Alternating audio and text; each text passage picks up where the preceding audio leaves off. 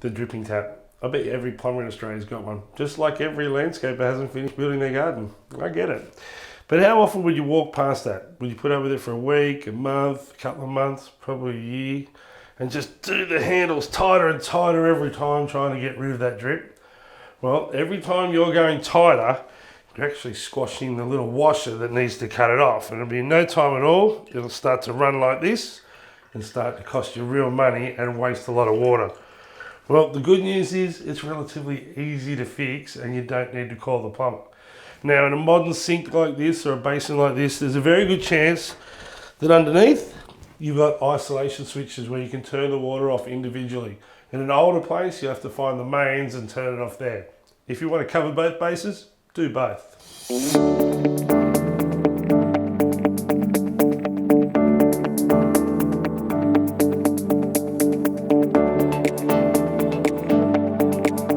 Now, before you get carried away and undo the spindle inside, you've got to find the mains, turn it off, and release the pressure. Now, you might not have a tap right next to your mains like I do here, but go inside and turn on one of your sinks and leave it on until we've done the job, come back, then we put this back tight and then turn the water back on. How do you test that they're off? They're off. All right, the first thing you got to do, and everything should just be hand tight, is take out the tops. Lefty loosey, righty tighty.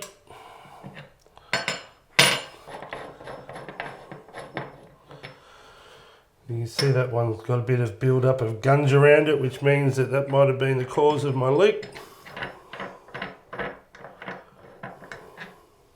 So you can see that my cold water has a build up of scum there, so it might have been dripping through the handle as well compared to the hot water, but I'm going to replace both of them.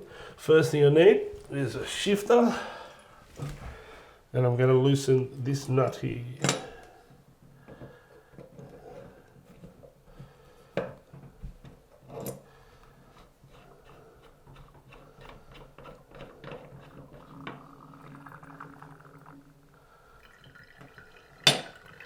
If you can get the, I got fat fingers, so with a little, and that's what a bad one looks like. I've just got to get the rubber out. I can feel it.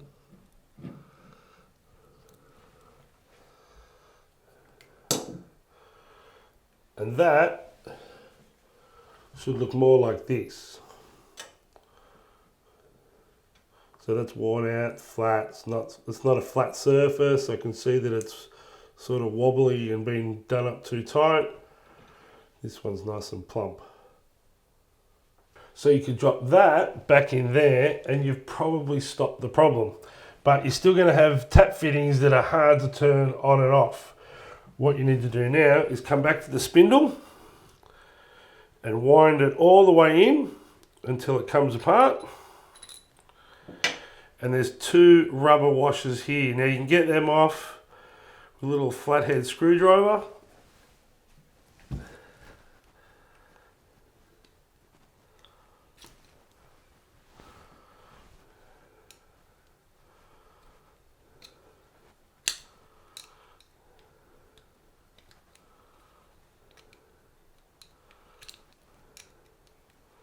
Third time's the charm.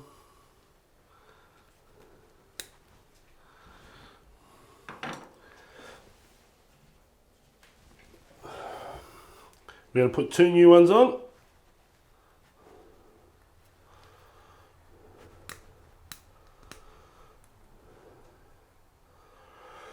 That'll seal better, that'll stop that calcification or that gunk that you can see building up around it.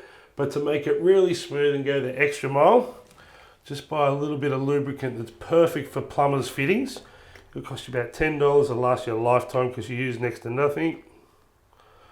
It's just like grease for your car, but it's going to handle water.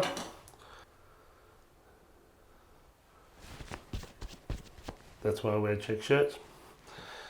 Put it back together.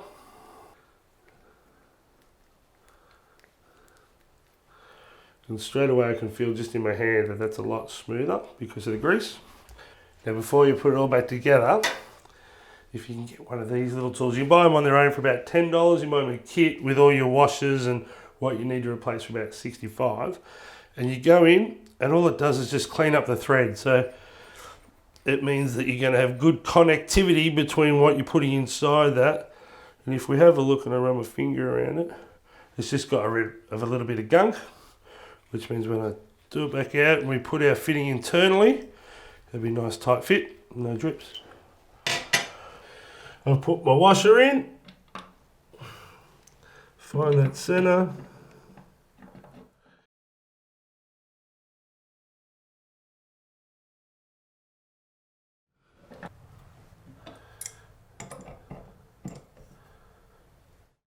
Back on with your hardware.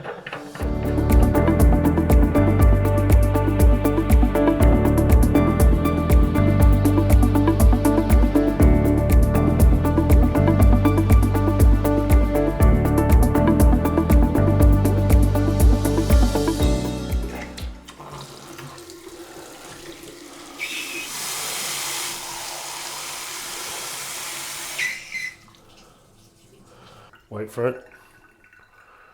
Wait for it. The good news is you'll be waiting a long time before that'll be dripping. It was very satisfying. But if you've had a crack and you've still got a problem, the good news is Curran's there to give you a hand. So do give your plumber a call when you need him.